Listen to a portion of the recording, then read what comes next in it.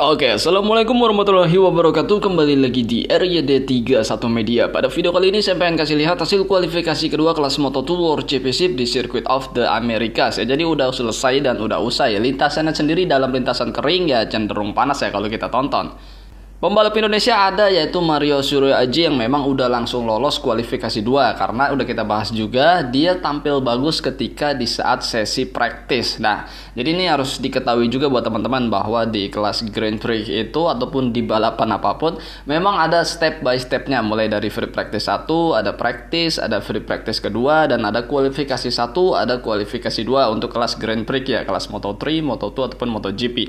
Dan pembalap itu harus memang cerdas ya. Tim itu lebih tahu bagaimana pembalap harus push, di mana mereka harus push, apakah di free practice 1, apakah di practice, apakah di free practice 2, itu mereka udah paham. Bahkan kita aja nih yang nonton, kalau kita mengerti bagaimana prosesnya itu, kita akan tahu tuh ketika pembalap mungkin terlihat santai gitu kan di free practice 1 ataupun di free practice 2 kelihatan tidak terlalu nge-push, tapi ketika practice-nya sendiri sangat nge-push karena mereka memang tahu tuh practice itu adalah yang menentukan pembalap bisa lolos kualifikasi 2 ataupun harus mengikuti kualifikasi 1 dulu, disaring di kualifikasi 1, dan yang tercepat teratas itu bisa lolos kualifikasi 2 dan bisa memperebutkan pole position. Nah, itu kita harus paham tuh. Jangan kita ngelihat sesuatu tuh cuma result aja gitu kan. Ngelihat result free practice 1 langsung menentukan wah ini pembalap jelek nih gitu kan. Nonton free practice 2 tuh kan makin jeblok.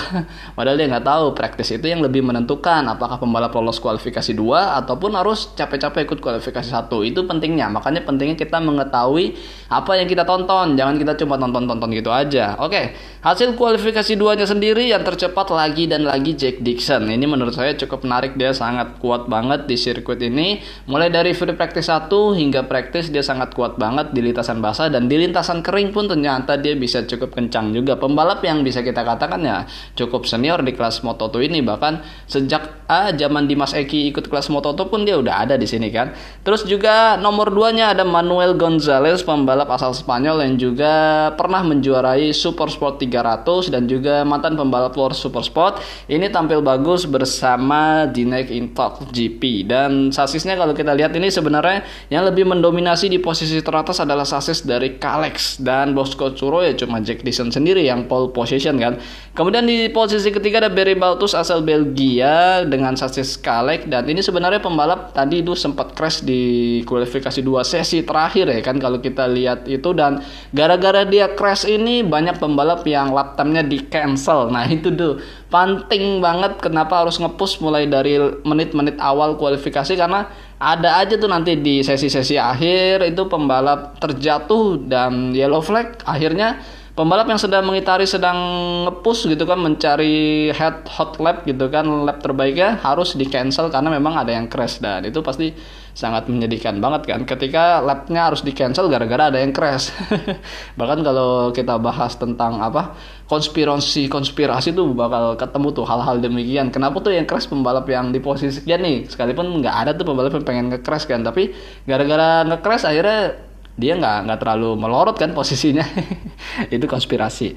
Untuk posisi keempat ada Zonta dari Belanda, dan di 5 ada Aran Canet asal Spanyol, di 6 ada David Alonso asal Kolombia, juara dunia Moto3 World Championship 2024 ini mendapatkan hasil kualifikasi terbaiknya di round ketiga, udah dapat di posisi ke-6. Karena kemarin round 1, round 2 Alonso itu kita lihat posisinya di posisi bawah ya, walaupun bukan yang paling buncit, tapi paling enggak dia kesulitan, tapi di round 3 udah bisa adaptasi dan dapat hasil kualifikasi top 10. Wow, mantap juga kan. Kemudian kita lihat di posisi 7 ada Tony Arbolino dengan Blue Crew Pramac Yamaha Moto2 sasisnya Bosco Tsuro. 8 ada Marcos Ramirez, 9 ada Philip Salak, 10 Denis Oncu asal Turki kembaran Chan Oncu, 11 ada Alonso Lopez, 12 Mario Suryo Aji dari Indonesia Idemitsu Honda Tim Asia sasisnya Kalex. Lap time-nya 2 menit 8 detik 386, dan lap terbaik ini dia dapatkan di lap ke-6 dari total 6 lap kualifikasi 2, dan gapnya sendiri Mario Suraji dengan yang tercepat itu 0,9 second dengan Jack Dixon. Dan top speed Mario di saat kualifikasi 2 ini 273,9 km per jam. Di bawahnya ada Daniel Holgado asal Spanyol, di 14 ada Alex Eskrik, 15 Sena Agis asal Australia, 16 ada Oscar yang menggantikan posisi dari Sergio Garcia yang masih cedera. Jadi nggak usah lagi ada yang nanya, bang Sergio Garcia kemana bang? Padahal sering kita bahas, kita cuap sampai berbusa. Di 16 ada Oscar, 17 Yuki Kuni asal Jepang, rekan dari Mario Suraji di Honda Tim Asia, 18 Celestino Vietti. Ya, jadi ini juga Yuki Kuni mendapatkan hasil kualifikasi bagusnya karena dia juga langsung lolos ke kualifikasi 2 di saat praktisnya kemarin kan. Oke, dan kalau kita lihat secara keseluruhan, all time lap record sudah terkoyak-koyakan oleh Manuel Gonzalez dengan 2 menit 7 detik 355, dan Jack Dixon kita lihat juga fast lap di saat kualifikasi 2 ini, tapi Manuel Gonzalez sudah mengkoyak-koyakan ini ketika di sesi free practice 2. Oke kan? Jadi all time lap record sepertinya ya sudah terpecahkan oleh nama Manuel Gonzalez, karena ketika race sendiri lap time itu nggak akan lebih cepat daripada kualifikasi free practice kan, karena pastinya lebih rendah karena membawa bahan bakar lebih banyak, bannya juga pastinya nggak se-soft seperti saat kualifikasi. Jadi ya ini dia all time lap recordnya ya nama Manuel Gonzalez ketika practice kedua kan. Oke, kalau kita lihat top speed dan average, David Alonso yang paling kencang dengan 282,7 km per jam. Ya, Alonso udah makin kelihatan untuk urusan top speed itu udah bisa kencang dengan Moto2, sepertinya sudah ngeklik. Ya, ini sangat menarik sepertinya. Di round 3 aja Alonso sudah bisa sangat kencang. Dan Mario Suraji urutan nomor 4 dari bawah dengan 273,9 km per jam yang dia dapatkan ketika kualifikasi 2 ini ya. Dan yang paling lambat Aaron Canet dengan 272,5 km per jam. Urusan race pace kalau kita lihat Jack Dixon seperti ini, totalnya 7 lap dia, dan yang terbaiknya di lap ke-6 dengan 2 menit 7 detik 432, dan rata-ratanya kalau kita lihat ya pastinya kualifikasi itu pembalap nggak bakal bisa long run karena memang pastinya ya waktunya sedikit, cuma 15 menit, dan juga pasti banyak gangguan di lintasan, artinya mereka tidak akan mendapatkan long run yang hanya pastinya 7 atau 6 lap aja pembalap hanya bisa menghabiskan kualifikasi. Jadi lap time pasti acak-acakan gitu kan, kecuali memang dia mendapatkan lintasan yang clean dari pembalap yang di depannya menghalangi kan, ataupun ya tidak ada yang terjatuh dan segala macam yang harus lap time-nya di cancel. Untuk Mario Suraji kalau kita lihat race pace-nya di urutan 12 seperti ini, totalnya menghabiskan 6 lap Mario di saat kualifikasi ini, dan rata-rata Mario mencetak lap time 2 menit 9 detik, 2 menit 8 detik, dan yang terbaiknya ketika di lap terakhirnya 2 menit 8 detik 386. Alhamdulillah menurut saya rata-rata konsisten di 2 menit 8 detik ya Mario Suraji di lintasan kering. Dan mudah-mudahan nanti ketika race sendiri kalau Moto2 dalam lintasan kering, dia mendapatkan race pace yang seperti ini juga 2 menit 8 detik gitu kan. Dan karena kalau kita lihat tadi yang ketika all time lap record aja tuh di 2 menit 7 detik. Artinya kan nggak mungkin tuh pembalap terus-terusan ketika race mendapatkan race pace yang 2 menit 7 detik, 2 menit 7 detik, nggak mungkin. Pastinya rata-rata nanti ketika balapan lap time-nya itu di 2 menit 8 detik sekian ya, menurut saya seperti itu. Jadi ya kalau Mario di balapan bisa mencetak lap time 2 menit 8 detik koma kecil gitu kan sekian, pastinya dia bisa berada di posisi front row. Tapi kalau hanya konsisten di lap time-nya 2 menit 9 atau 2 menit 10 detik, wah itu bakal kesulitan dan pastinya posisinya melorot kalau berbicara hasil nantinya. Tapi itu kan masih prediksi, tapi bisa terlihat dari data-data ini. Nah, pentingnya kita belajar dari data-data aja, ngelihat dari data-data ini karena itu akan lebih memudahkan kita memprediksi si pembalap itu nanti ketika race bakal dapat posisi berapa sih. Nah, itu tuh penting banget. Jadi bukan sekedar melihat result ya, seperti instan aja kalau cuma melihat result dari misalnya akun-akun Instagram ataupun kita ya kan, itu kan lebih sering ketika selesai kualifikasi langsung muncul cepret aja result. Nanti ketika ada koreksi gitu kan, misalnya ada yang kena penalti apa, langsung baru di deskripsinya di edit. Tapi kalau kita bikin video di YouTube nggak bakal bisa langsung ceprot gitu kan, diupload atau gitu hasilnya berbeda, ada penalti, mau gimana ngeditnya kalau video kan udah keburu ribet. Nah, ini hasil kualifikasinya secara keseluruhan.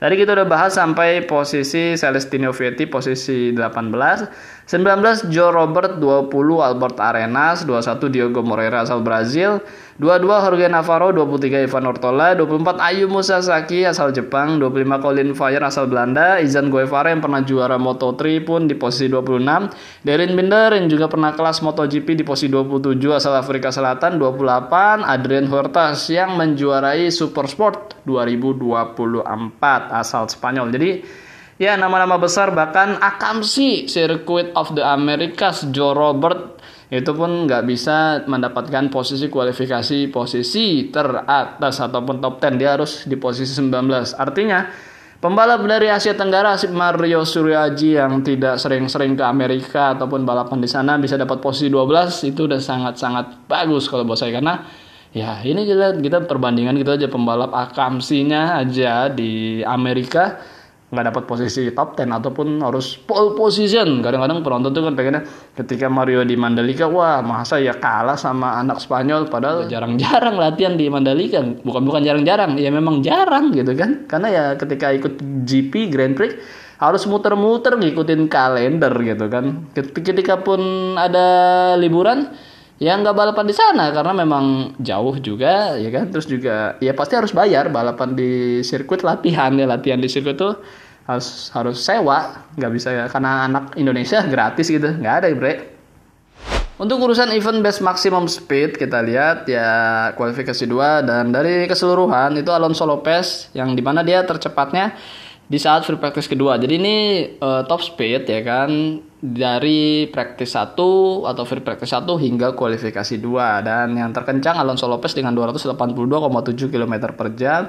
Mario Suryaji berada di posisi 2 dari bawah dengan 273,9 km per jam yang dia dapatkan di saat kualifikasi 2. Artinya sepanjang pekan ini Mario dari free practice 1 hingga kualifikasi 2 top speednya nggak kencang-kencang amat, dan paling kencang pun hanya di kualifikasi 2 tadi gitu kan, yang 273. Artinya ya sepertinya udah kita baca dari round 1 round 2 Mario lebih membutuhkan kecepatan yang seimbang ya kan. Jadi bukan top speed yang kencang banget, tapi karena pembalapnya memang lebih mendapatkan kenyamanan demikian, artinya dengan hasil begini kan Mario bisa berada di posisi top 10 kan. Kalau kita lihat mulai dari free practice 1 terus juga practice dengan kecepatan yang gak kencang-kencang amat, dia bisa mendapatkan hasil yang bagus. Artinya dia membutuhkan balance saja, keseimbangan antara top speed dan juga corneringnya kan. Itu ya karena balapan kan gak cuma lurus, ini kan Grand Prix kan, tikungan gitu, gak cuma ngedrag gitu lurus. Tapi ya inilah pembalap memang banyak perbedaan di antara mereka dan pastinya membutuhkan treatment yang juga berbeda. Oke.